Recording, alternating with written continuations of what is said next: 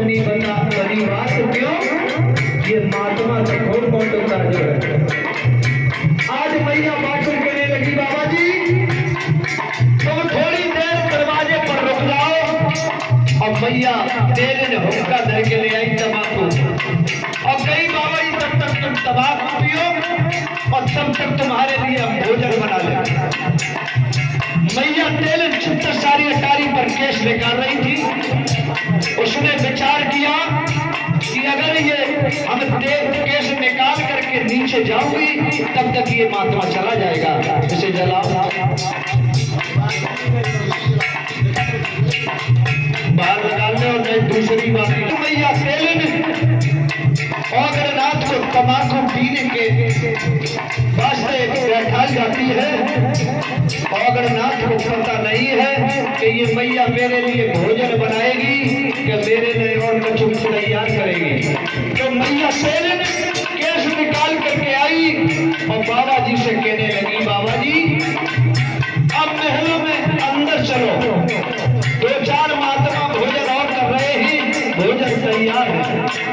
औगरनाथ अपने गुरु की बात को भूल जाते हैं। और क्या हुआ मेरे भैया,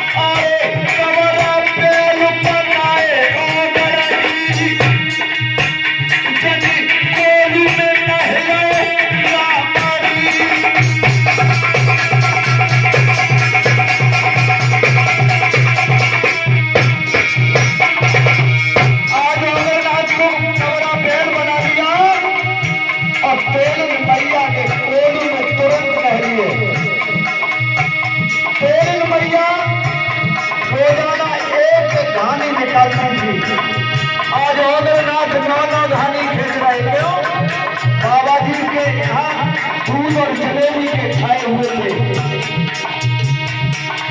आज औगरनाथ तेरा होने लगे क्यों, तेरे मैया के घर भूस की सानी और घर की डमरियां मिल गई थी। एक दिन तेली आया, कहने लगा, कहे तेले इस बैल को तुम क्या खिला रही है, ये तो सूख सूख करके ढकेला हो रहा है। तेल कहने लगी, उसकी सारी घर की डमरियां और घर इसके लिए क्या है। तेली कहने लगा, है तेल ये बाबा का चेला है, ये घर की डमरियां नहीं खाएगा, ये सूख सूख कर मर जाएगा। तेल बोली तो जाके लवड़ी बनाए मान ले और बसर कर चले जाओ। बसरे से तेरी सामान खरीद करके लाया, क्या गरीब छुआरे और जब बाल गाड़ी के दवा को हुआ तैयार हो और नाथ एक हाथ से निशाना लगाए और बनाए कि जैसे तसला भर के रखो, जब तक तसला में धुआं निकलता और नाथ दूध खाए रहे। और जैसे धुआं खत्म हो और रात ने कुछ नहीं देखा, एक ही सांस में तसला साफ। और रात मन में डाल लगे तेल,